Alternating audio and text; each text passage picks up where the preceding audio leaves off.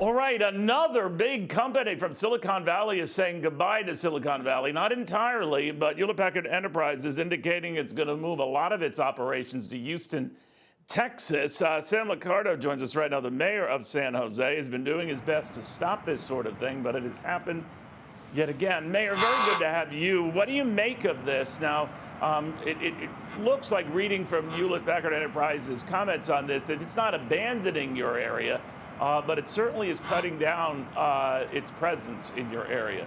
Does it alarm you? Well, certainly it's a wake-up call for all of us, Neil. And the good news is, here in the city of San Jose, they're actually adding hundreds of employees because they're consolidating their operations here in Silicon Valley, in my city. But we are seeing the headquarters move, and we know that this is a story we've seen before, that certainly for the kind of talent that you really need to find in Silicon Valley, that heavily specialized, if it's around artificial intelligence or engineering or software, you'll find it in Silicon Valley, and folks will want to locate here. But if you're looking to expand operations for accountants or lawyers or administrative assistants, you can do that in a lot of other places for a lot less. And we've got to do more to make this region and this state more affordable. You've been trying to address that.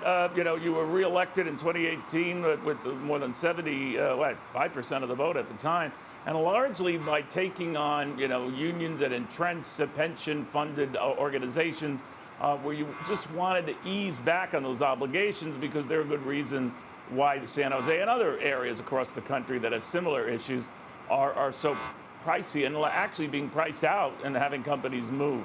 But that apparently isn't enough. So what does the state have to do, you think? Well, the biggest challenge I think we all have is with housing costs. It makes it so expensive to live here. Obviously, companies need to pay a lot just to keep people here. And there's a lot more we need to do to ramp up production.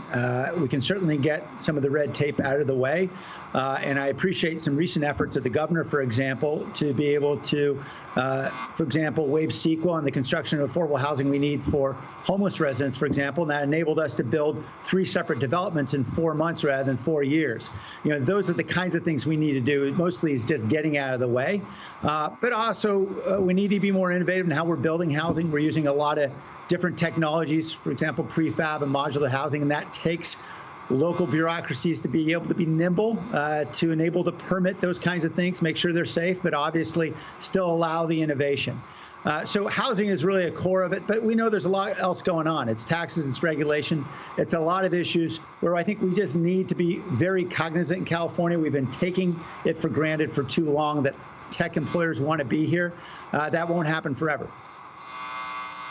Did you offer an alternative deal to stop Hewlett-Packard Enterprise from making this move, or did they say, our mind's made up, we're building this big facility in Houston, we're going there?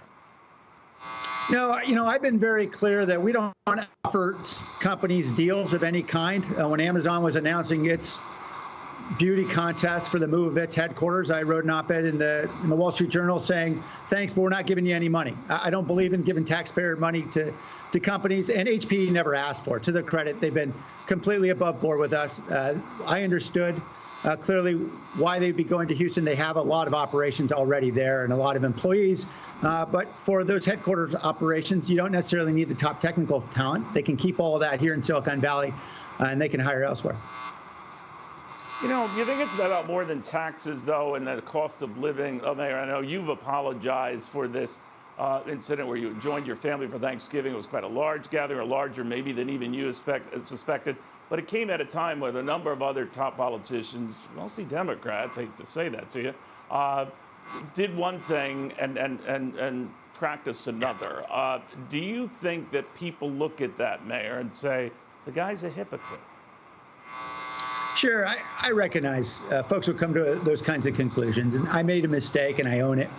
And I certainly should have been more astute about the specifics of the regulations. I knew that there were advisories, and I simply should have been more astute to it. And as